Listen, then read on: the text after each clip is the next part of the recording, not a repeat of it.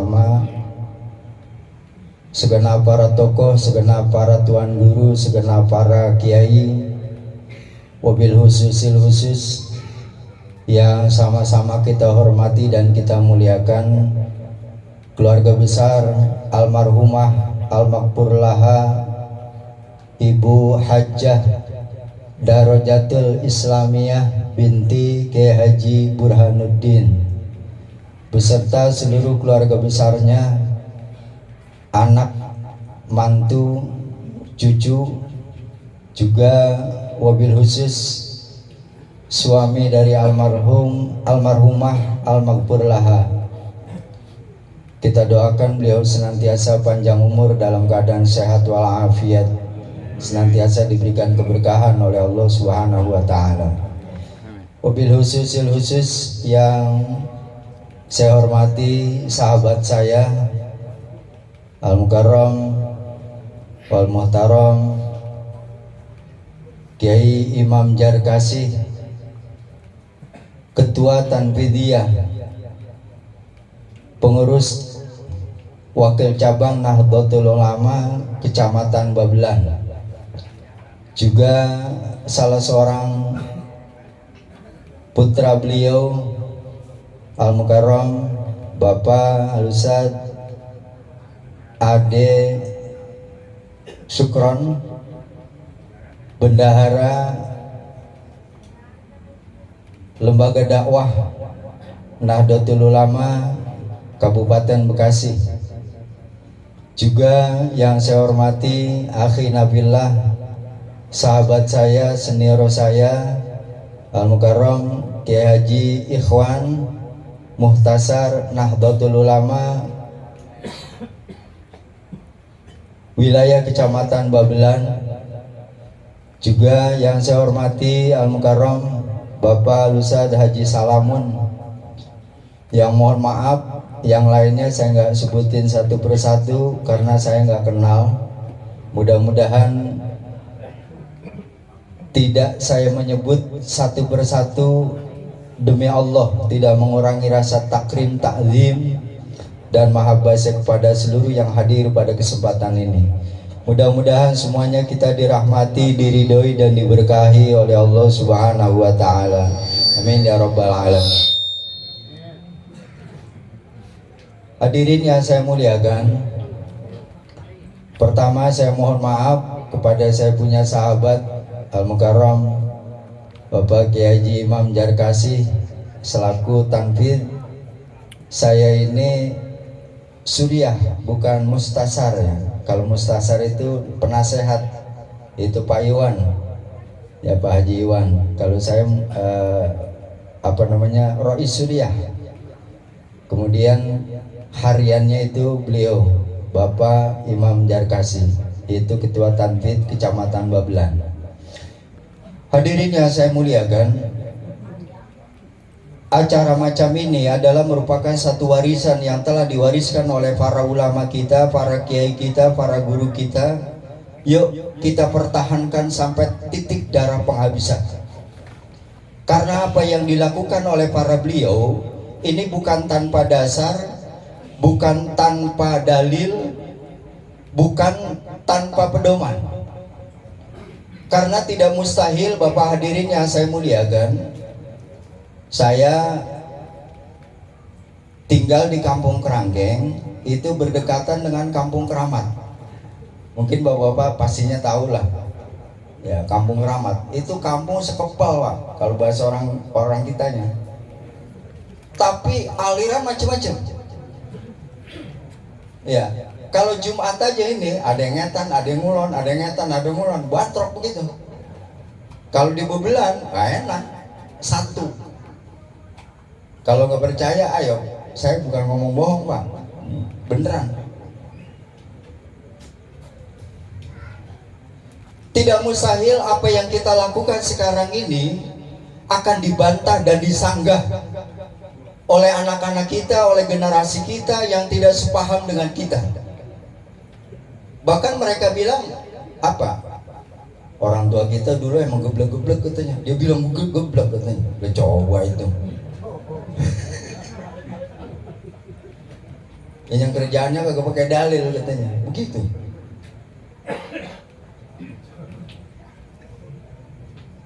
Hadirin yang saya muliakan, saya baca dalam kitab Mukhtar Al-Hadis An-Nabawiyah yang disusun oleh Sayyid Ahmad Al-Hashimi, tasaddaqu ala anfusikum walau bisyurbatin min ma'in wa mauta, tasaddaqu ala anfusikum wa an mautakum walau bisyurbatin min ma'in fa illam tajidu ala dzalik fa bi ayatin minal Qur'an fa illam taqdiru ala dzalik fastaghfirullaha bil maghfirah war rahmah.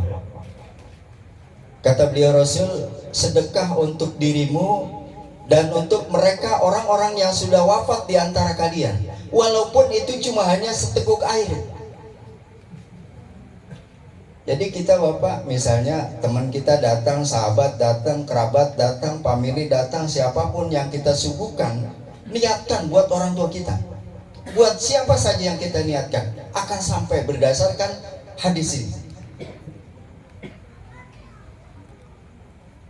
Ini kan kadang-kadang enggak kita, kalau enggak sedekahan selamatan, kalau enggak beberapa nampan dan beberapa item makanan, enggak. Padahal satu teguk air itu akan sangat bermanfaat. Lakukanlah untuk mereka orang-orang yang sudah pulang ke rahmatullah, yang bermanfaat buat mereka. Insya Allah satu ketika mereka akan melakukan, anak kita akan melakukan sebagaimana apa yang kita lakukan dulu.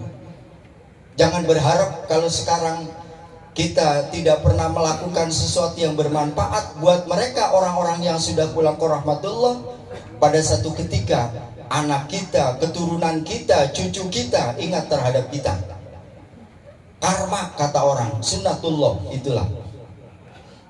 Nah ini Bapak hadirin yang saya muliakan. Jadi kita melakukan apa saja biar bermanfaat buat mereka. Jadi jangan melakukan sesuatu yang gak bermanfaat. Contoh yang gak manfaat nih, ini masih menjadi budaya buat kita. Bahkan jadi apa itu? Jadi kaulan, kalau bahasa orang Kerangkeng, nyukong noblos, ntar bak, kalau saya urusan saya gol, ini kuburan saya mau batu bak, di batu, keramik. Bapak hadirin yang saya muliakan, itu hukumnya haram kalau seandainya makam itu makam umum. Makruh hukumnya kalau makam itu makam pribadi.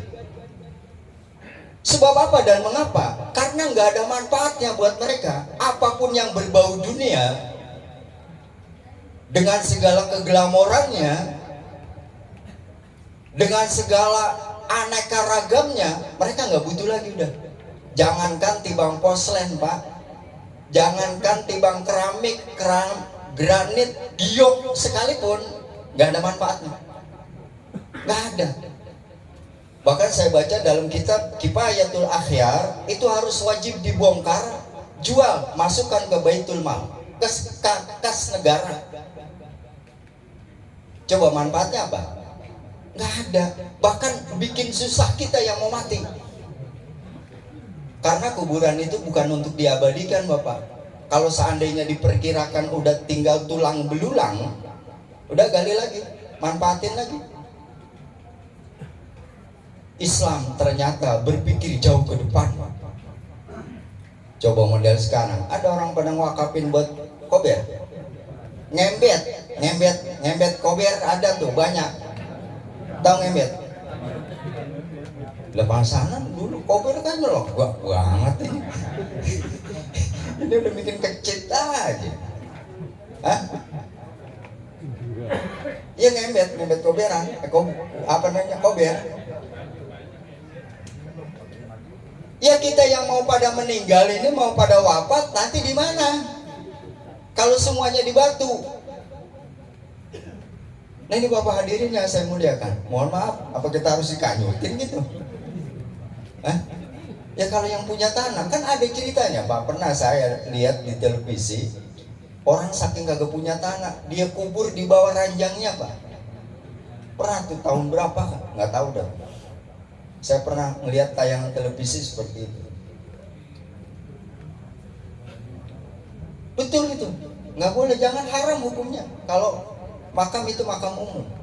Karena itu tadi, kalau seandainya diperkirakan sudah tinggal tulang belulang, manfaatkan kembali. Ini kan kita nggak, kadang-kadang baru gali-gali, ada orangnya, pindah lagi.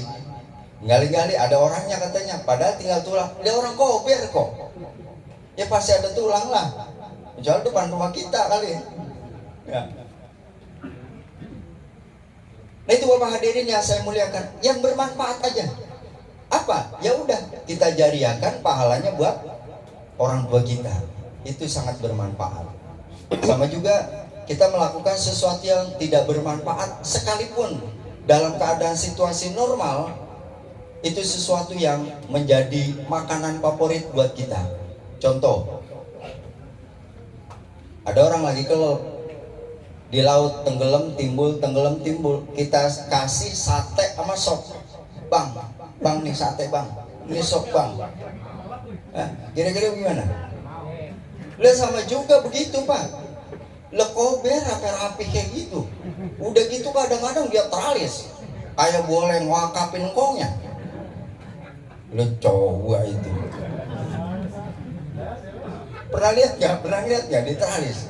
Ini diteralis. Aduh no, kalau nggak percaya ayo dan lagi dak sono tak.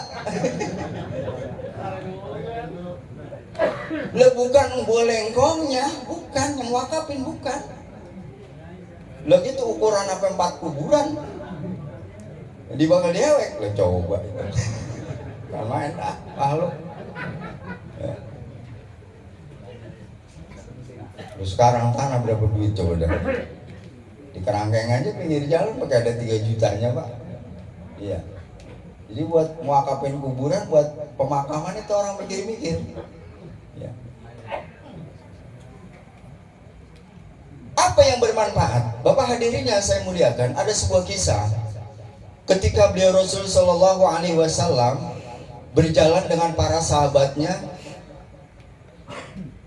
Nabi berserta sahabatnya kebetulan melintasi kuburan, ngelewatin kuburan. Tiba-tiba beliau Rasul Shallallahu Alaihi Wasallam menghentikan langkahnya, berhenti. Apa kata baginda Rasul? Sahabatku, ambil pelapah korma. Ya kita kebayang dah, namanya pelapah korma udah kayak apa itu, berarak kelapa dah gitu modelnya. Ya, sekarang mah korma di mana-mana. Ya banyak, bahkan banyak buahnya udah. Ya kalau dulu korma nggak ada buahnya di daerah kita, sekarang udah banyak pak. Ada orang di pinggiran sawah kan, ada yang berbuah, ya banyak. Begitu dikasih pelapa korma, apa kata beliau Rasul? Belah 2 ini korma, pelapahnya ini. Satu letakkan di kubur yang ini, satu letakkan di kubur yang ini. Kemudian baginda Rasul melanjutkan langkahnya. Hadirin yang saya muliakan, karena itu kejadian yang pertama kali disaksikan oleh para sahabat. Akhirnya sahabat pada guntang, Wak. Guntang, ngerti guntang? Jadi ada apa ini ya? Ngapa ini ya? Ya begitu udah guntang dah. Ini bahasanya udah kagak dipakai nih, saya pakai dah. Ya kalau bocah sekarang guntang nggak ngerti dia guntang.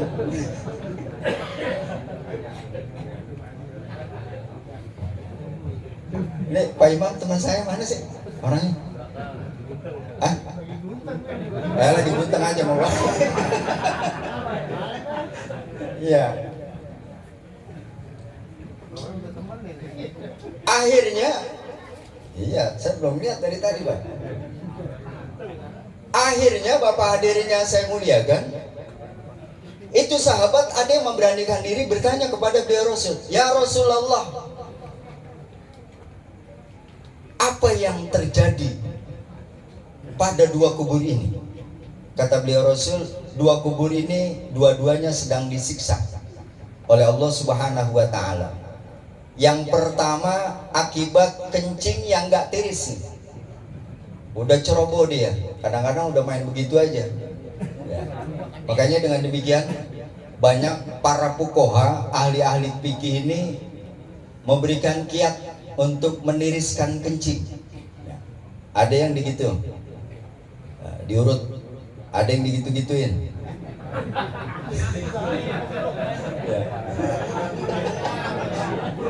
Ya pelan-pelan, Pak.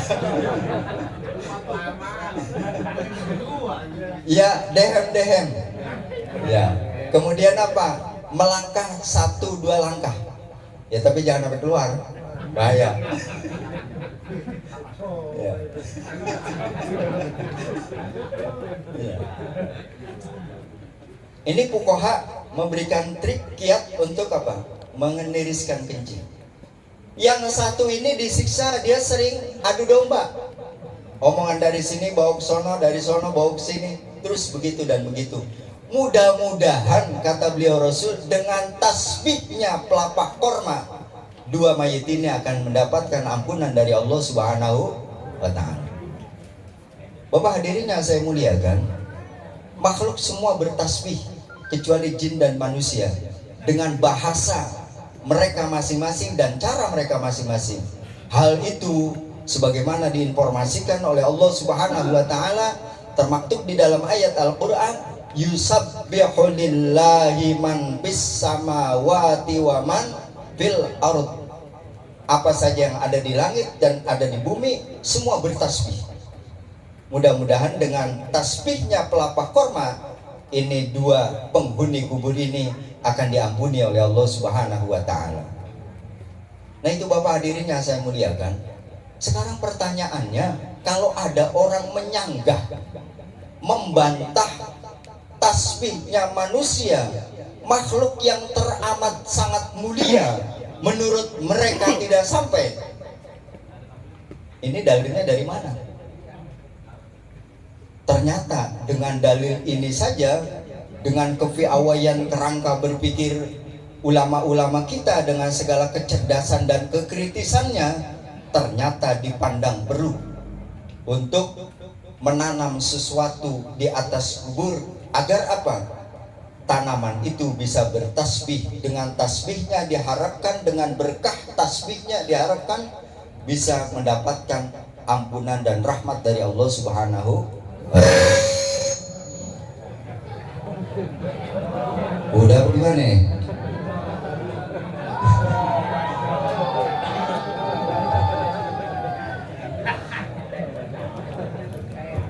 Ya makanya Bapak, kalau kubur itu ya jangan sampai apa itu habis rumputnya, ditata yang rapi atau ditanamin apa kemboja apalah gitu, supaya apa? Itu manfaat, itu bermanfaat. Jangan kadang-kadang ngorek kuburan sampai botak, agak ada apa-apa bisa. Udah gitu apa namanya ngoreknya bari dia kangkangin. Iya. Pernah saya lihat perempuan pakai celana lepis kok. Iya. Bener ini mas, saya bukan handal. Bukan kayak ditawain Pak, enggak. Gua ilah Allah, bukan main dan ini makhluk saya kata. Ya, ya wadon pakai lepis, ya dia ngorek kuburan, dia kangkangin, tahu babanya pamanya tahu saya pakai tahu namanya nanya.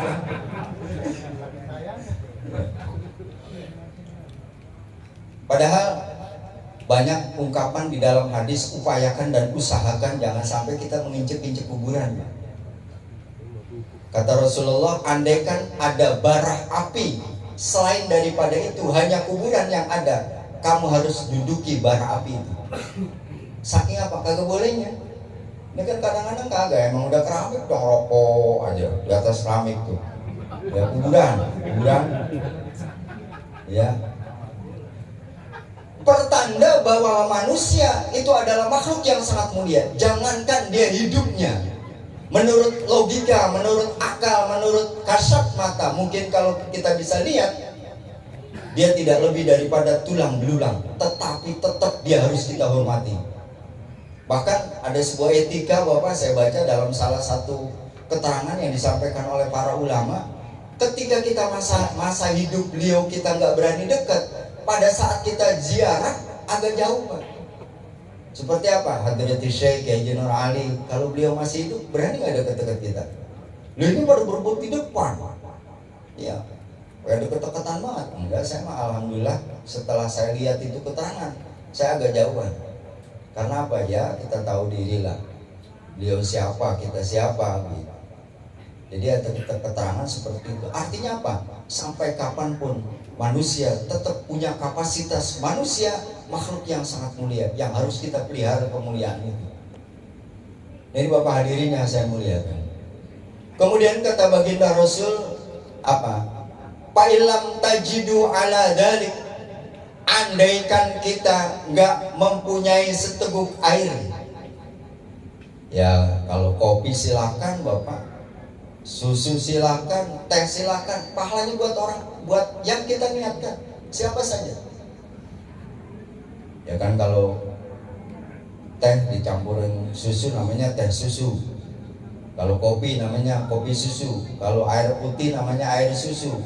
Itu semuanya enak Pak, dipegangin aja susu enak Pak. Orang ngeres aja Bapak, kaleng kan susu.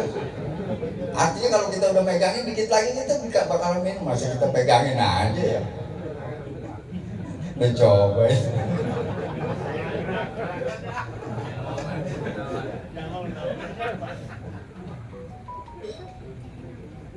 Itu Bapak hadirin yang saya muliakan.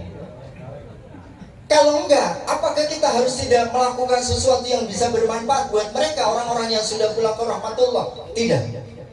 Fabi ayati minal Qur'an, hendaknya kita baca ayat-ayat Al-Quran, kita mohonkan kehadirat Allah Subhanahu wa ta'ala, kita persembahkan pahalanya buat mereka. Hadirin yang saya muliakan, membaca Al-Quran 30 juz bukan hal yang gampang Pak. Ya, bukan hal yang gampang. Enggak harus 30 juz, enggak harus surah-surah tertentu. Bismillah saja itu bagian daripada ayat Al-Quran. Bismillahirrahmanirrahim. Ya Allah, sampaikan pahala ini, pahala bismillah kepada kedua orang tua saya, saudara sekandung dengan saya, empok saya, abang saya, adik saya, encek saya, semua. Bila perlu kita sebutin atu-atu Pak, bila perlu, karena pahala bismillah saja itu luar biasa. Ada sebuah cerita, Syekhana Khalil, seorang wali di zamannya, pada saat itu beliau diundang selamatan. Ini yang undang orang kaya, karena yang datang ulama besar, repotnya luar biasa, sampai motong beberapa samping. Begitu acara dimulai, baca bismillah 3 kali, setelah itu apa? Kata beliau, udah makan. Ya kayak yang punya rumah nggak bedanya kita Pak. Buset deh, kagak semua pada mah repot deh. Hah? Ya beberapa, bukan satu samping. Ya orang diundang, orang kaya. Syekhona Khalil tahu tentang kata hati yang diucapkan oleh Sohibul Bait. Baik kalau begitu katanya, ente nggak percaya dengan kalimat bismillah itu pahalanya luar biasa. Tebang pun kelapa, airnya bikin apa itu, di sebelah sini samping, di sebelah sini tulis bismillah. Begitu ditaruh bismillah, itu samping itu kalah berat ya, apa ampar-amparan tuh samping. Lu coba itu. Bayangin nggak ampar-amparan Pak? Ya kebayang ya, ampar-amparan. Bapak yang saya muliakan, saya baca dalam Khazinatul Asrar, itu bismillah luar biasa Pak, luar biasa. Sampai-sampai pada saat mau diturunkan ke dunia, arsy ini goyang Pak. Kalau saya bahas bismillah nggak kelar semalaman lagi nih, kelamaan ya. Ya udah, lewatin aja dulu, nanti kapan-kapan lah. Saya kebetulan malam ini ada jadwal di Wonosoga, pengajian taklim. Kebetulan tadi acara maulid, jadi malam ini libur. Malam ini saya alhamdulillah banget terasa kayaknya baru ini libur malam libur ba'da maghrib gitu, rasanya plong banget, udah tiduran tadi habis maghrib. Ada beberapa majlis salim yang saya bina, ya biasa ngajarin musolli Pak, yang orang-orang pada kagak laten ya, saya ajarin aja udah bisa. Yang lain pada gak mau ngajarin musolli lah, kalau kagak pakai musolli ntar mulai musolli bid'ah, ntar aja banyak banget yang bid'ah lagi dah ya, apa tahlil ke bawah terus bid'ah semuanya dah. Waduh, ini bahaya dah, biarin dah, saya emang ilmu saya sedikit ya, tuh udah ayo kumpul belajar musolli. Hadirin yang saya muliakan, bismillahirrahmanirrahim. Ya Allah, sampaikan pahala bismillahirrahmanirrahim ini kepada kedua orang tua saya. Insya Allah Pak, manfaat dengan nama Allah yang maha pengasih, maha penyayang. Dengan berkah dua sifat itu, insya Allah orang tua kita dikasihi dan disayangi. Pasti Pak, kita yakin. Ya saya katakan bahwa membaca Al-Quran itu bukan hal yang gampang. Kalau kita dengerin Guru Haji Salamun, enak banget baca Quran, ya resep, makhrajnya kena, ya kemudian wakof wasolnya. Kalau saya mah emang seumur-umur belum pernah jadi imam Pak, apalagi maghrib bisa subuh, wah kagak dah, mendingan saya pergi ya. Iya beneran, tanya orang sana udah nggak pernah jadi imam saya Pak, suara saya melintir Pak, saya trauma Pak, trauma. Cerita begini, cerita dikit ya Pak ya. Ya, kan kalau Pak ngomong trauma, ilok apa segitunya, gitu lagi. Nah coba. Ceritanya saya teman dengan teman-teman pada baca rawih nih. Ya kalau bahasa rada nyorok dah gitu ke kampung lain. Yang lain enak-enak. Saya merasa saya sendiri, ini gue paling gak enak amat ini. Gitu. Lah begitu udah keluar, apa kata ibu-ibu, wah kata kali Sumunir suaranya enak kata gue. Nah emang kita nanti lah udah semenjak itu dah trauma saya udah. Ini ada ceritanya Pak, makanya saya nggak pernah jadi imam. Boleh tanya di kampung saya dah, nggak pernah saya jadi imam. Apalagi yang pakai subuh bisa, terus apa namanya, ya kalau juara asar mah kadang-kadang masih mau juga, dasar kagak dengeran ini.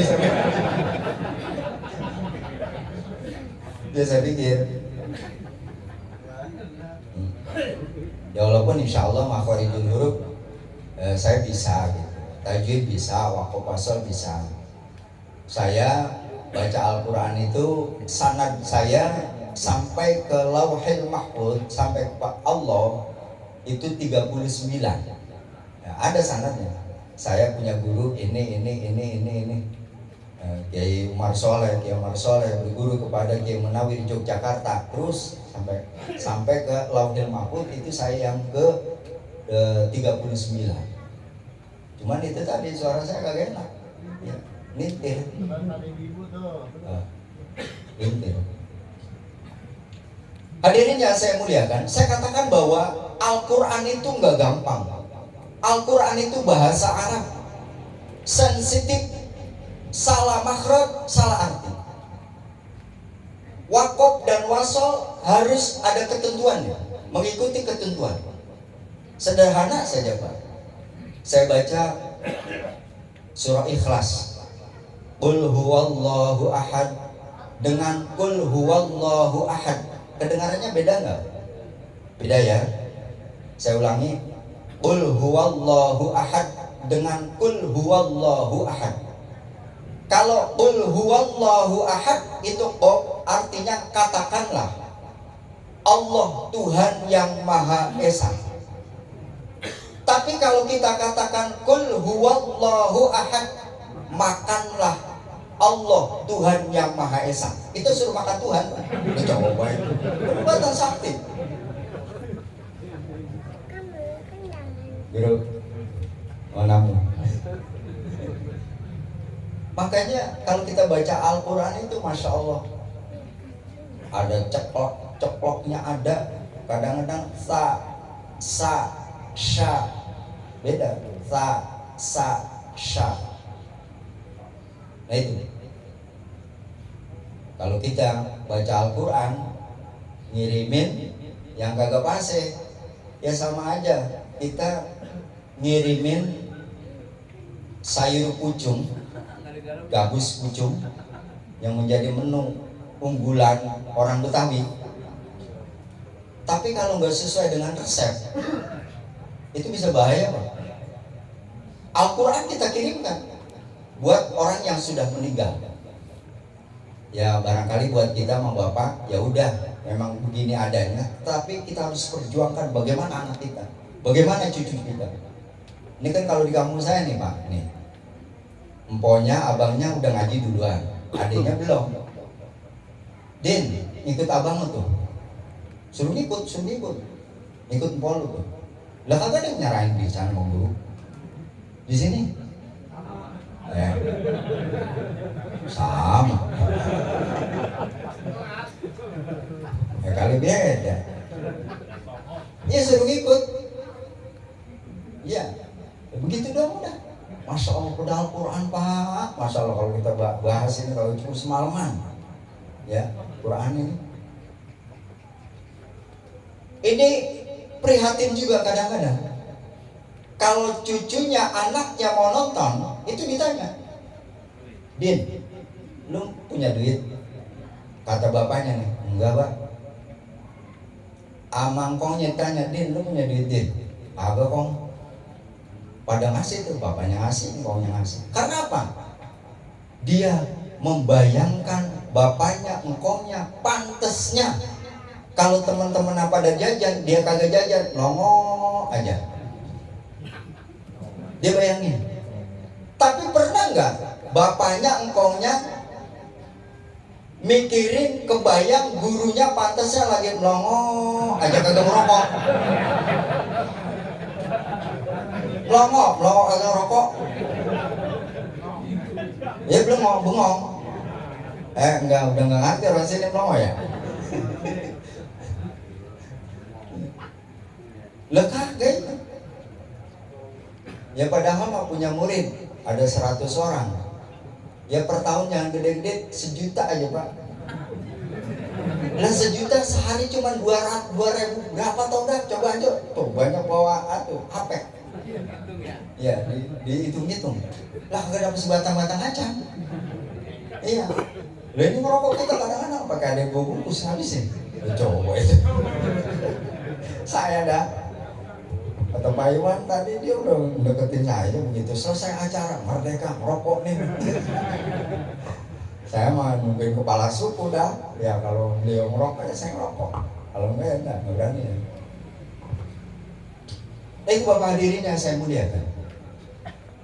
Fa'ilam takdiru ala dzalik fastaghfirullaha bil maghfirah warahmah. Andaikan kita nggak bisa baca Al-Quran, Bismillah juga dikhawatirkan makharijul huruf, waqaf, wasol dan tajwid yang ada dalam Bismillah.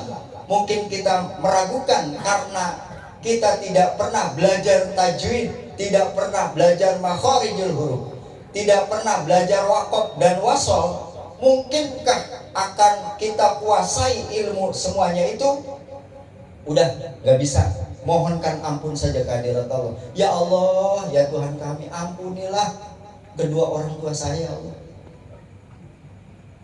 Bapak hadirin yang saya muliakan, tadi udah bla-bla. Pertanyaannya yang kita hadiahkan ini itu, dapat pahalakah kita? Saya jawab, dapat. Minimal 10 kali lipat. Ketika kita membaca Fatihah 1 kali, kita mendapatkan 10 kali lipat. Lebih daripada itu 70 kali lipat. Lebih daripada itu 700 kali lipat. Bahkan wallahu yudha'ifu liman yasha. Allah masih melipat-lipat gandakan pahala lebih daripada 700 sesuai dengan hak prerogatif dan hak otoritas serta kewenangan yang dimiliki penuh oleh Allah Subhanahu wa Ta'ala.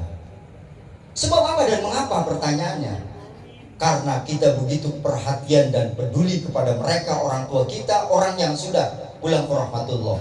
Bahkan ketika kita mendoakan secara umum buat umat Nabi Muhammad, bisa saja kita mendapatkan predikat wali kutub, sebagaimana wasiat yang disampaikan oleh Tuhan Syekh Muhammad Salman, Allahumma bir li umati Sayyidina Muhammad, Allahumma arham umati Sayyidina Muhammad, Allahumma astur umati Sayyidina Muhammad, Allahumma jbur umati Sayyidina Muhammad.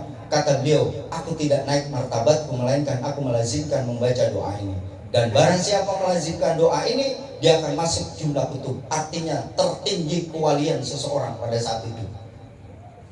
Kenapa? Lagi-lagi Allah senang, Pak, ketika kita peduli terhadap orang lain. Ketika kita apa?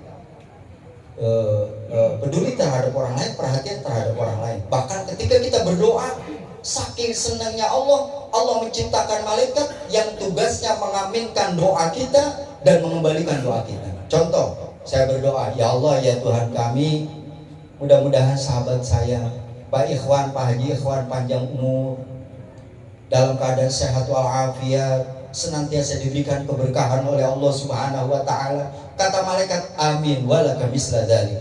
Semoga doamu dikabulkan Allah, semoga kamu mendapatkan sebagaimana apa yang kamu doakan. Kamu panjang umur, mudah segala urusan, diberkahi dalam kehidupanmu. Dengan demikian Bapak hadirin yang saya muliakan, doakan siapapun mereka, sekalipun mereka lebih sukses dari kita. Kita belum haji sama sekali, teman kita belum 2 kali, doain biar 3 kali. Doain Pak. Setidaknya mudah-mudahan pantulan doa itu kita mendapatkan pahala, bisa menunaikan ibadah haji 3 kali. Demikian, mudah-mudahan yang saya sampaikan ini ada manfaatnya. Mohon maaf saya belum memberikan penghormatan kepada yang sering saya punya utang kitab, yaitu Bapak Haji Rasul. Ya, kadang-kadang juga saya